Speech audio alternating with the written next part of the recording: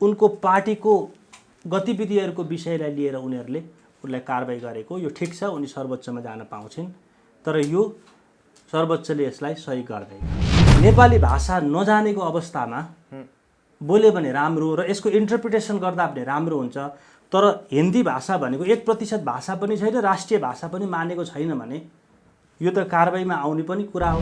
काङ्ग्रेसले भनेको छ जग्गेमै प्रमाणपत्र दिने, नेपाली सिटिजनसिपको कार्ड दिने उनीहरूलाई र ल्याउने।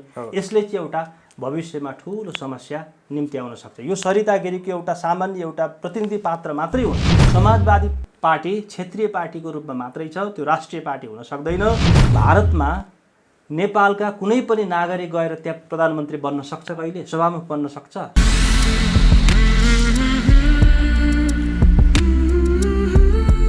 दर्शक महानुभाव नमस्कार, तपाईँ यति बेला हेर्दै हुनुहुन्छ pnbkhabar.com र साथमा म रोशन गर्थी उपस्थित भएको छु।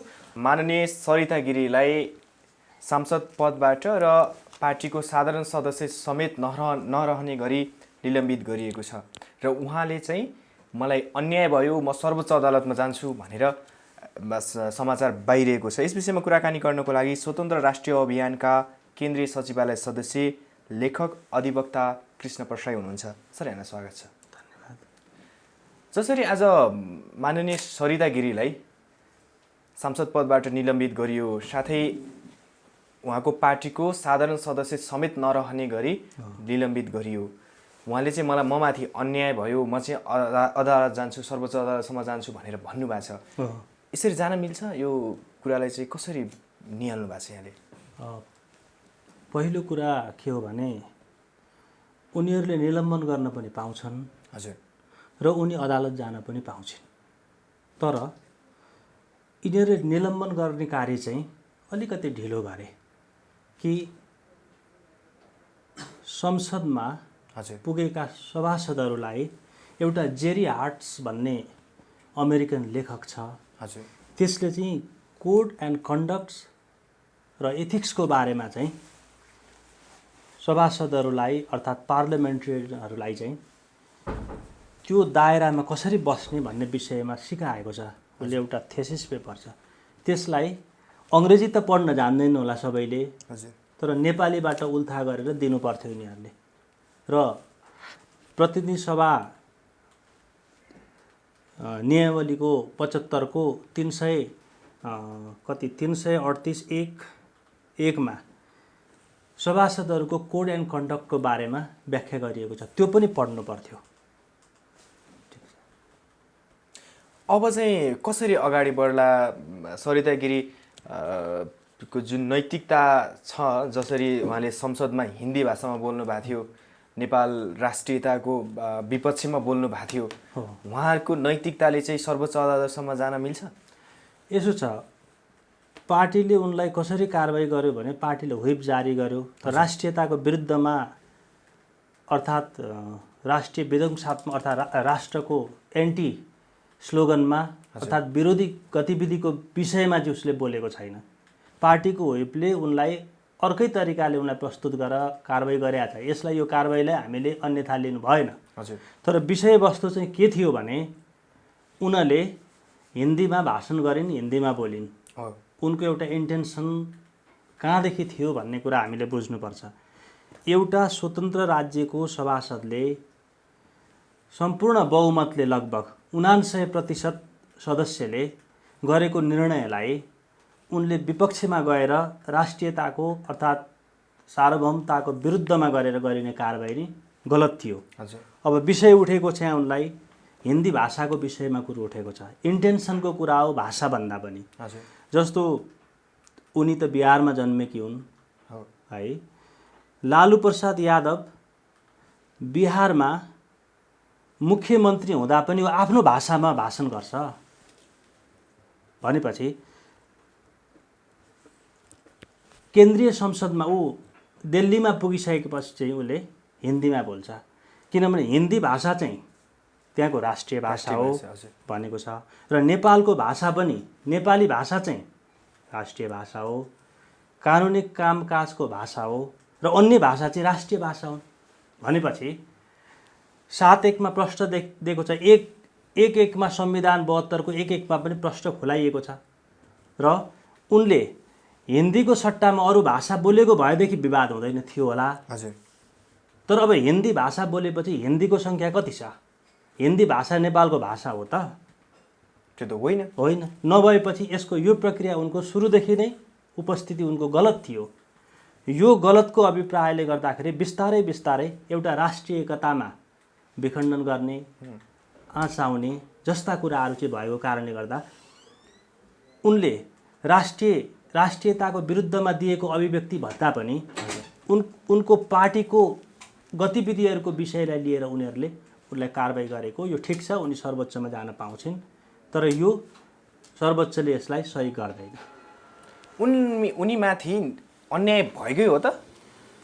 अब यसरी हेर्नुहोस् है, अब अन्याय भएको हो होइन भन्ने कुरा चाहिँ अदालतमा गइसकेपछि अदालतले नि भन्ला। तर हाम्रो स्वतन्त्र राष्ट्रिय अभियानले हाम्रो भनाइ चाहिँ के हो भने परमानन्द झा नेपालका उपराष्ट्रपति हुँदा उनले हिन्दीबाट शपथ ग्रहण त गरेका थिए नि त। त्यसलाई पछाडि त्यो अदालतले पछाडि उनलाई उनको सस्पेन्डमै राख्यो, उनलाई अफिसमा पुग्न दिएन, इन अफिस हुन दिएन। पछाडि सर्वोच्च अदालतमा यो केस गयो। पछाडि उनले फेरि आफ्नै भाषामा शपथ खाएपछि उनलाई फेरि आफ्नो उपराष्ट्रपति पदको कुर्सीमा बस्न उनी पाए। त्यस्तै गरेर बाराक ओबामाको पनि एउटा प्रोनाउन्सिएसनले गर्दाखेरि उनलाई फेरि रिपिट गर्न लगाइएको थियो। यो यति सेन्सिटिभ कुरा हुन्छ, राष्ट्र, राष्ट्रियता र भाषा भन्ने कुरा यति हुन्छ कि यसको उच्चारणलाई पनि हामीले हेर्नु, यो कोड अफ कन्डक्टका कुराहरू, पार्लियामेन्ट्री कोड अफ कन्डक्टका कुराहरूभित्र पर्छ। त्यसकारणले हामीले प्रष्ट रूपमा के देखेका छौँ भने नेपाल एउटा बहुभाषिक राज्य हो, विभिन्न भाषाहरू बोल्छन्, जात जाति छ, आफ्नै एउटा भौगोलिक संरचना छ। उनीहरूले आफ्नो भाषामा बोल्न पाउँछन्, त्यही पनि उनीहरूले राज्य क्षेत्रीय स्तरमा बोल्दा राम्रो, राज्य स्तरमा केन्द्रीय स्तरमा पनि उनीहरूले बोल्न चाहिँ पाउँछन्। तर नेपाली भाषा नजानेको अवस्थामा बोल्यो भने राम्रो र यसको इन्टरप्रिटेसन गर्दा पनि राम्रो हुन्छ। तर हिन्दी भाषा भनेको 1% भाषा पनि छैन, राष्ट्रिय भाषा पनि मानेको छैन भने यो त कारबाहीमा आउने पनि कुरा हो। त्यसकारणले हाम्रो भनाइ के हो भने कोड अफ कन्डक्टमा रहेर सभासदहरूले त्यही नीति नियमभित्र बसेर बोलिदिनु पर्यो भन्ने एउटा प्रश्न हो। त्यसलाई ठ्याक्कै अन्याय भएको चाहिँ कहाँनिर हो त? अन्याय भयो भनेकी छिन् तिनले सुरुमा लिम्पियाधुरा, लिपुलेक र कालापानी सहितको नेपालले नक्सा पारित गर्दाखेरि यो नक्सा भारतलाई सोधेर पारित गर्नु पर्थ्यो, यो नक्सा नेपालको होइन भनेर भनिरहेको हुनुहुन्थ्यो। अन्याय चाहिँ कहाँनिर भयो त तिनलाई? होइन, अब उनले त अन्याय कहाँ भयो भनेर प्रश्न गर्न सकिन्।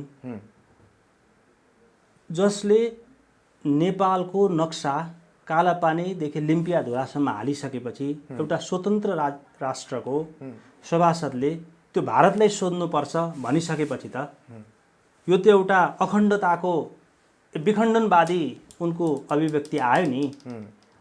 त्यसकारणले गर्दाखेरि उनले के भनिराखेकी छिन् भने यो मैले भन्न पाउँछु, भारतलाई सोधेर मात्रै नक्सा जारी गर्नुपर्छ।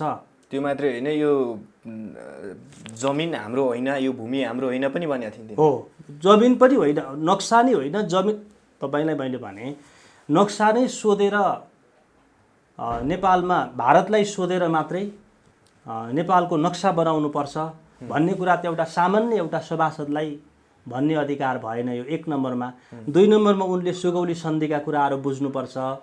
तेस्रो नम्बरमा चाहिँ नि नेपालले भोग गरिआएको जग्गा र नेपालको नेपाल एउटा सार्वभौम स्वतन्त्र राज्य भएको कारणले गर्दा यसले बाइलेटरल रिलेसनसिपमा इन्डियासँग रहेका विषयवस्तुहरूलाई बुझ्नुपर्छ, नेपालको भूगोल बुझ्नुपर्छ, जात जाति बुझ्नुपर्छ, धर्म संस्कृति बुझ्नुपर्छ। यहाँ हाम्रो कहाँनिर कमी कमजोरी भयो भने एउटा गैर नागरिकलाई कुनै बेला भारतमा जन्मेका नागरिकहरूलाई एकैचोटि नागरिकता दिएर जब त्यहाँसम्म पुर्याइन्छ, एउटा संवेदनशील कानुन बनाउने एउटा स्थलसम्म हामीले पुर्याउँछौँ, त्यस पछाडि समस्या सुरु हुन्छ। एउटा सामान्यतया हामीले के बुझ्न सक्छौँ भने यो सभासदहरूले बोल्ने भाषाको बारेमा, उनीहरूका एथिक्सका बारेमा, कोडको बारेमा एउटा इतिहास छ। 1880 को दशकमा तपाईँको बेलायतमा एउटा डिजरायली र एउटा ब्ल्याकस्टोन भन्ने दुईटा अत्यन्तै प्रभावशाली दुईटा नेता थिए। यिनीहरू पटक पटक प्रधानमन्त्री पनि भएका छन्। भिक्टोरिया त्यति बेला रानी थिइन्।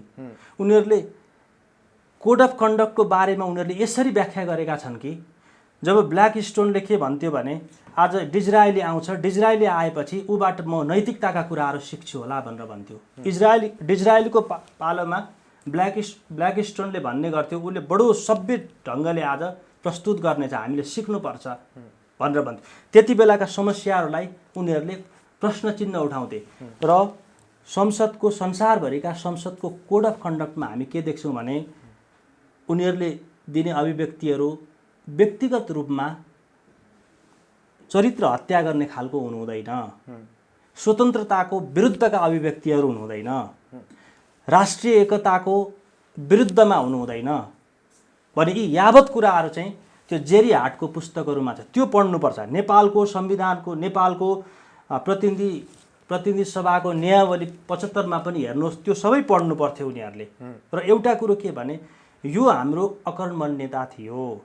एकैचोटि बुहारीलाई ल्याउने बित्तिकै अहिले काङ्ग्रेसले भनेको छ जग्गेमै प्रमाणपत्र दिने, नेपाली सिटिजनसिपको कार्ड दिने उनीहरूलाई र ल्याउने।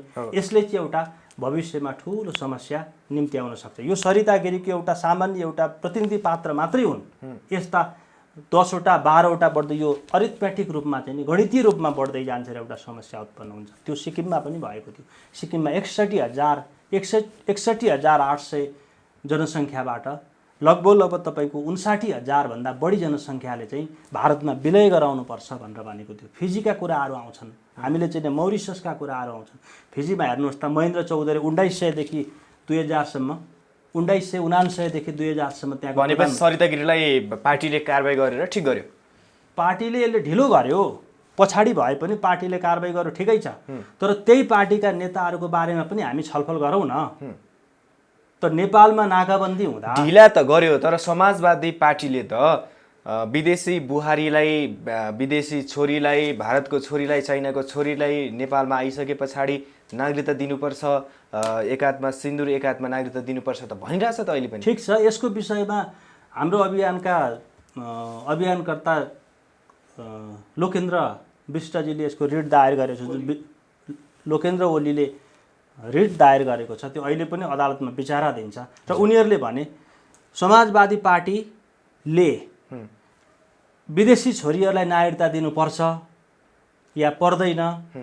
गगन थापा लगायतका साथीहरू पनि राम्रै साथीहरू छन्, तर उनीहरूको एउटा अभिव्यक्ति के भयो भने बुहारीलाई त नागरिकता दिने, ज्वाइँलाई पनि दिने भनेपछि त्यो त विवादास्पद अभिव्यक्ति भयो नि त। हामी भारतमै जाँदाखेरि पनि 7 वर्ष बसिसकेपछि 1950 को एक्ट उनीहरूले ल्याए।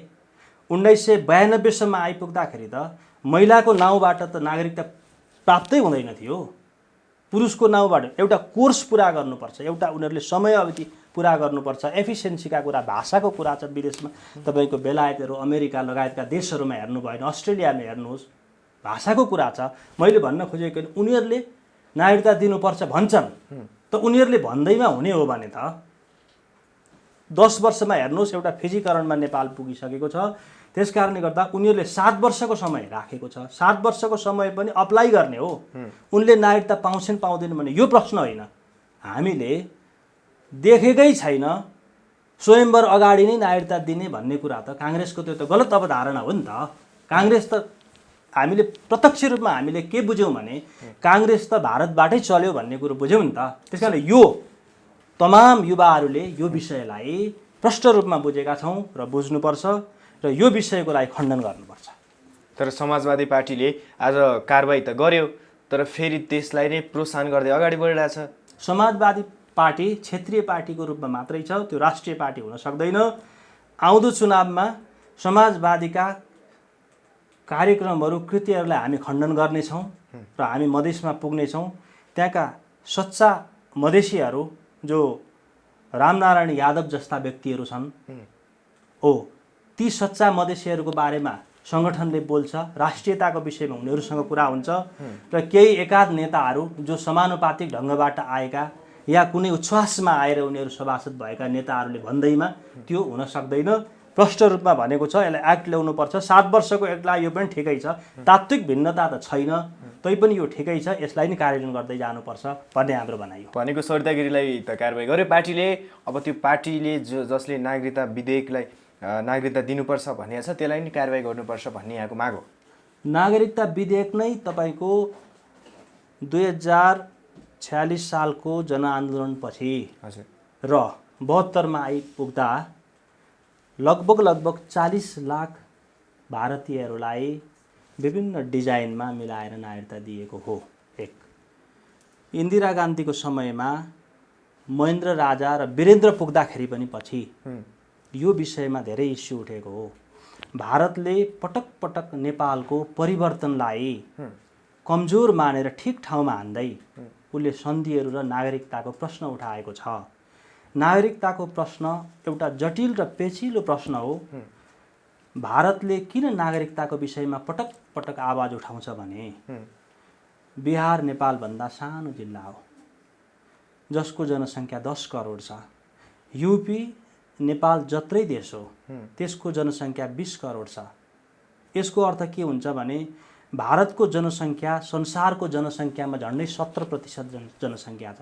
उसले आफ्नो जनसङ्ख्यालाई छिमेकी मुलुक लगायत अन्य देशहरूमा उसले समायोजन गर्न चाहन्छ। त्यसो भएको हुनाले उनीहरूको इसाराबाट डाइरेक्सनबाट नेपाली कङ्ग्रेसले समाजवादीको त कुरै छोडिदिउँ, समाजवादीका त्यो भोट हाल्ने त्यहाँका सच्चा भोटर्सहरूको म भन्दिनँ, समाजवादीका अधिकांश नेताहरूमा नेपालप्रतिको इमान्दारिता देखिएन। किन देखिएन भने हिजो नेपाल नाकाबन्दीको अवस्थामा चौथो पटक नाकाबन्दीको अवस्थामा गुज्रिँदाखेरि सिमाना पारीबाट वारी ढुङ्गा हान्ने त हामीले देख्यौँ नि त। अस्ति बोल्न त बोले तर यो कमजोर राष्ट्रवाद हो या पक्का राष्ट्रवाद हो यो त सबै जनताले बुझेका छन्। त्यसकारणले गर्दा मैले नागरिकताको विषयको कुरा सरिता गिरीको सरिता गिरीको मिल्छ भने नागरिकतै खोज्नुपर्ने हो। यति भइसक्थ्यो भने त अन्य देशहरूमा जनताले त देश निकालै गर्नुपर्छ भनेर आवाज उठाइरहेछन्। सरिता गिरी स्वयं आफै पनि भारत जाँदाखेरि नेपालले नै फर्कायो फेरि भनेको छ। त एउटा कुरा हामीले के बुझ्नुपर्छ भने जस्तो चीन एउटा सम्पन्न राष्ट्र, एउटा विकासशील राष्ट्रको रूपमा विश्व महाशक्तिमा अगाडि बढिराखेको छ। त्यहाँको पार्लियामेन्ट्रीको कुरो, मन्त्रीको कुरो, राष्ट्रपतिको त कुरै छोडिदिनुहोस्। तपाईँले उनीहरूको पार्टीको पोलिट ब्युरो सदस्य हुनको लागि मात्रै मेनल्यान्ड मुख्य चीनको नागरिक हुनुपर्छ भने कहाँ ताइवान हङकङका कुरा आउँछन्, तिब्बतका मान्छेको कुरै आउँदैन त्यहाँ भने। अमेरिकामा पनि तपाईँ हेर्नुहोस् अहिलेसम्मको राष्ट्रपतिको चुनाव र यिनीहरूको लाइनेज हेर्नुहोस् तपाईँ, ब्रिटिस मुलुकका मात्रै धेरै छन्। भारतमा नेपालका कुनै पनि नागरिक गएर त्यहाँ प्रधानमन्त्री बन्न सक्छ, कहिले सभामुख बन्न सक्छ, संसद सचिवालयमा सभामुख के भन्छ सांसद बन्न सक्छ, त्यो इम्पोसिबल हो। त्यसकारण सरिता गिरीको विषयमा के हो भने प्रष्ट धारणा के हो भने ठिक छ उनले नागरिकता प्राप्त गरिसकेका छन्, हामी त्यति कठोर भएर पनि जानु हुँदैन, हामी अलिकति नरम नै भएर जाउँ। यो 7 वर्षलाई यो एक्टलाई निरन्तरतै दिउँ हामी। तर हामीले 46 साल पछाडिको र 72 सालमा जुन नागरिकता बाँडिएको छ त्यसलाई चाहिँ फिजीकरण गर्नबाट रोक्नलाई त्यसलाई चाहिँ छानबिन गरौँ भनेको। समाजवादी पार्टी चाहिँ बाहिर चाहिँ खोक्रो राष्ट्रवाद देखाउने, पछाडिबाट नेपाली जनतालाई छुरो हान्ने देखियो होइन।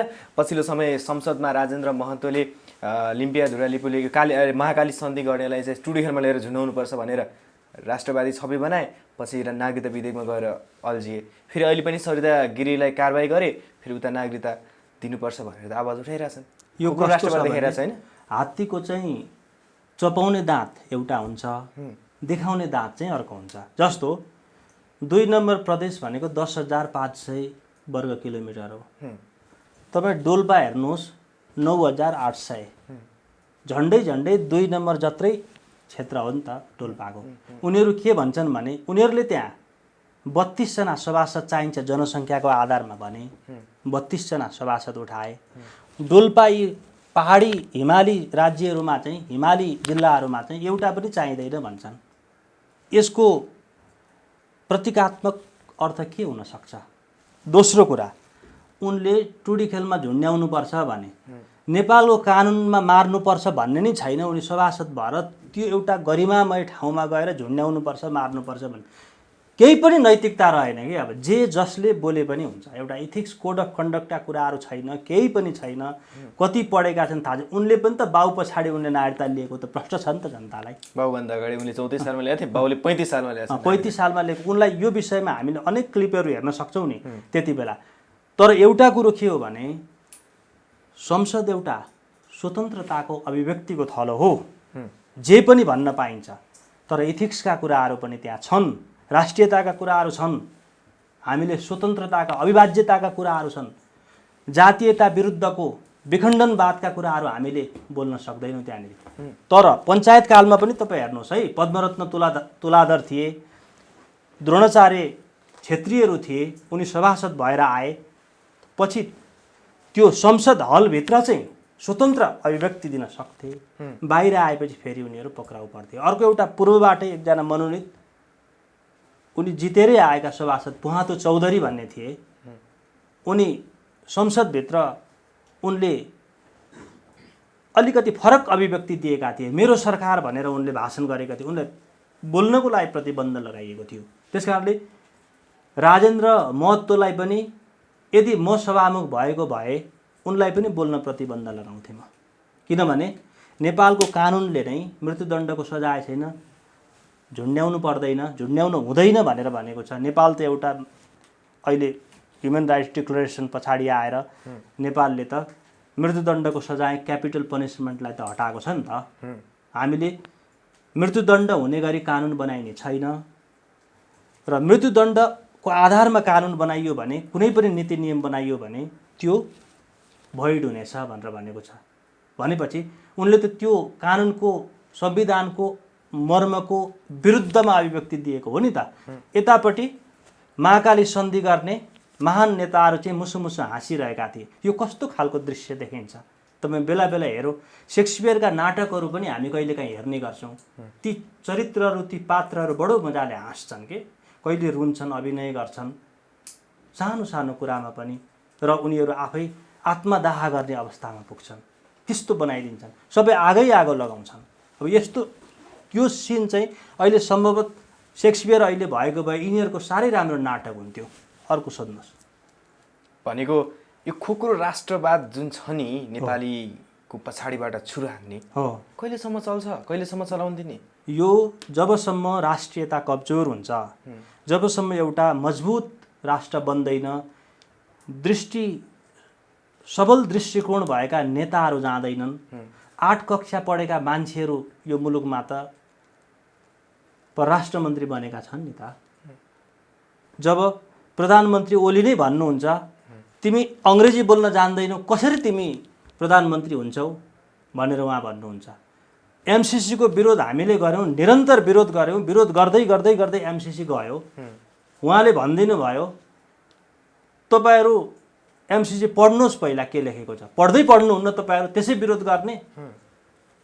यो त एक प्रकारको अज्ञानताको अभिव्यक्ति हो नि त। हो, जब अज्ञानता हुन्छ त्यस पछाडि एउटा समस्या सृजना हुन्छ। र अर्को कुरो लोभ पनि हो। 4वटा कुरा चाहिँ उनीहरूले बुझ्नुपर्छ नेताहरूले। 1 नम्बरमा के बुझ्नुपर्छ भने मसानघाट कहिले भरिँदैन, 1। 2मा मान्छेको मन कहिल्यै भरिँदैन।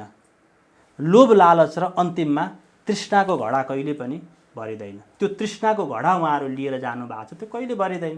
त्यसकारणले 75 वर्ष पुगिन्जेलसम्म, 85 वर्ष पुगिन्जेलसम्म पनि उहाँहरू टाँसिरहनुहुन्छ। राष्ट्रियवादको कुरै छोडिदिनुहोस्। अब अहिले आएर उनीहरू माथिल्लो तहका नेताहरूको, उद्योगीहरूको, व्यवसायीहरूको सबैको कहाँ काठमाडौँमा घर छ त, दोहोरो नागरिकता छ, अमेरिकामा बसेका छन्। यो देश सबै सिक्किमीकरण भएर भारतमै विलय भए पनि उनीहरूलाई त के समस्या छ र? एउटा मात्रै उदाहरण हामी, जो एमसिसी भनेको कति % नेताहरूको चाहिँ दोहोरो नागरिकता छ?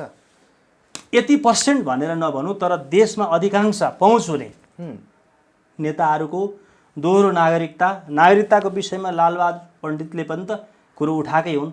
यो विषय त्यत्तिकै डिरेल भएर गएको हो नि त।